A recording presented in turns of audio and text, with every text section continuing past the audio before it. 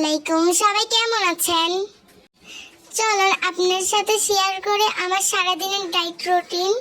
প্রথমে বানিয়ে ফেলবো বিটরুটের জুস। বিটরুটের জুস বানানোর জন্য কয়েক টুকরা বিটরুট, আপেলগুলোকে আমি ছোট ছোট করে কেটে নিব। আমি খেজুর অ্যাড করব, আপনারা চাইলে গাজর, আমরুটি এগুলা অ্যাড করতে পারেন। আমলকি কিন্তু খুবই উপকারী, আমার কাছে ছিল না তাই দিতে পারিনি। তারপর সবগুলো একসাথে ব্লেন্ডারে নিয়ে মিক্স করে নিব।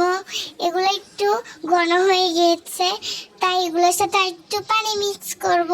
এখন আবার একটু ব্লেন্ডার করব ভালো করে। আরেকটা পাত্রে পানি মিক্স করে নিলে হয়ে যাবে খুব উপকারী একটা জুস।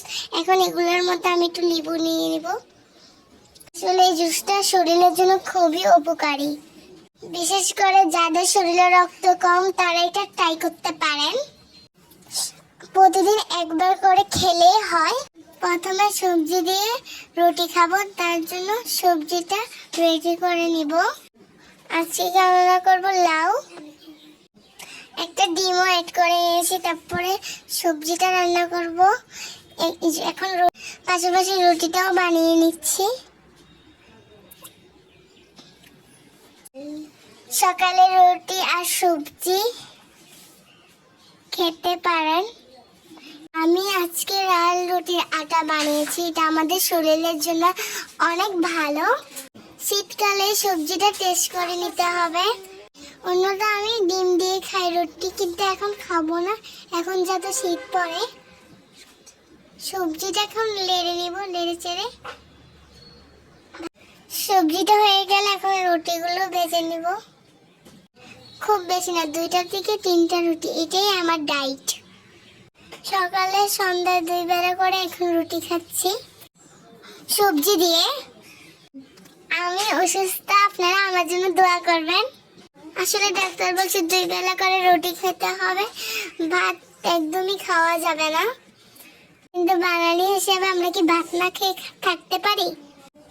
এজন্য সকালে সন্ধ্যায় 2 বেলা রুটি আর 1 বেলা ভাত খেতে হবে। ভাতটা 1 বেলা কম খাই, সবজিটা বেশি খাই। প্রোটিনের পরিমাণও ঠিক রাখতে হবে আমার, সেই জন্য আমি ডিম আর মাছটাও রাখি। দুধ খাবো তবে 1 কাপ। এটা হচ্ছে আমার সারাদিনের রুটি। এই যে রুটিগুলো আমি ছেঁকে নিচ্ছি।